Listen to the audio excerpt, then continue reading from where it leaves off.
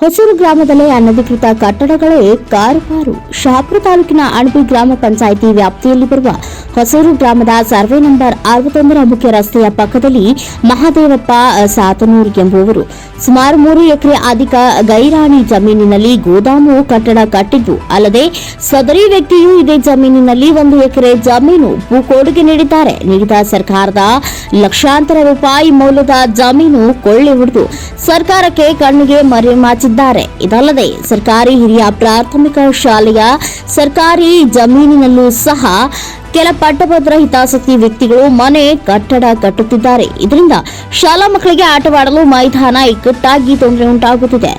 ಭೀಮರಾಯ್ ಹುರಸಗುಂಡಿಗಿ ಇವರು ಗ್ರಾಮದ survey number 60/4, 62/11, 62/22ರಲ್ಲಿ ಭೂಕಬಳಿಕೆ ಮಾಡಿಕೊಂಡಿದ್ದಾರೆ. ಇದಲ್ಲದೆ ಗ್ರಾಮದಲ್ಲಿ 100ಕ್ಕೂ ಹೆಚ್ಚು ಮನೆಗಳು ಅನಧಿಕೃತವಾಗಿ ನಿರ್ಮಾಣ ಮಾಡಿದ್ದಾರೆ. ರುದ್ರಭೂಮಿಗೆ ಮೀಸಲಿಟ್ಟ ಜಾಗದಲ್ಲೂ ಕೂಡ ಅಕ್ರಮವಾಗಿ ಕಟ್ಟಡ ಕಟ್ಟುತ್ತಿದ್ದಾರೆ. ಗ್ರಾಮಕ್ಕೆ ವಲಸೆ ಬಂದ ವ್ಯಕ್ತಿಗಳು ಕೂಡ ಸರ್ಕಾರದ ಗೈರಾಣಿ ಜಮೀನು ಒತ್ತುವರಿ ಮಾಡಿಕೊಂಡಿರುವುದು ಬೆಳಕಿಗೆ ಬಂದಿದೆ.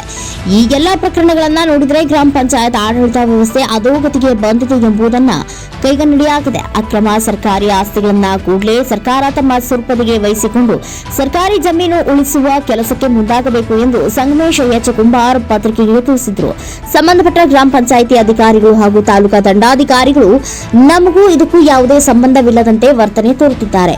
ಗ್ರಾಮಸ್ಥರು ಹಲವು ಬಾರಿ ಸಂಬಂಧಪಟ್ಟವರಿಗೆ ಮೌಖಿಕವಾಗಿ ಹೇಳಿದರೂ ಕೂಡ ಯಾವುದೇ ಕ್ರಮಕ್ಕೆ ಮುಂದಾಗುತ್ತಿಲ್ಲ. ಇಲ್ಲಿನ ಅಧಿಕಾರಿಗಳು ಇಂತಹ ಲಕ್ಷಾಂತರ ಮೌಲ್ಯದ ಜಮೀನು ಕೊಳ್ಳೆ ಹೊಡೆದ ಅನಧಿಕೃತ ವ್ಯಕ್ತಿಗಳ ವಿರುದ್ಧ ಯಾವುದೇ ಕ್ರಮ ಕೈಗೊಳ್ಳದೆ ಇರುವುದು ವಿಪರ್ಯಾಸದ ಸಂಗತಿಯಾಗಿದೆ. ಸರ್ಕಾರದ ಲಕ್ಷಾಂತರ ಮೌಲ್ಯದ ಜಮೀನನ್ನ ಸರ್ಕಾರ ತನ್ನ ಸುಪರ್ದಿಗೆ ವಹಿಸಿಕೊಂಡು ಗ್ರಾಮದ ಅಭಿವೃದ್ಧಿಗೆ ಮುಂದಾಗಬೇಕು ಎಂದು Karnataka Karmika Rakshana Vedike trust trade union ಜಿಲ್ಲಾಧ್ಯಕ್ಷರಾದ ಸಂಗಮೇಶ್ ಎಚ್ ಕುಂಬಾರ್ ಆಗ್ರಹಿಸಿದ್ದಾರೆ. Amaresh Nayak, NKS TV4 news, Yadgir.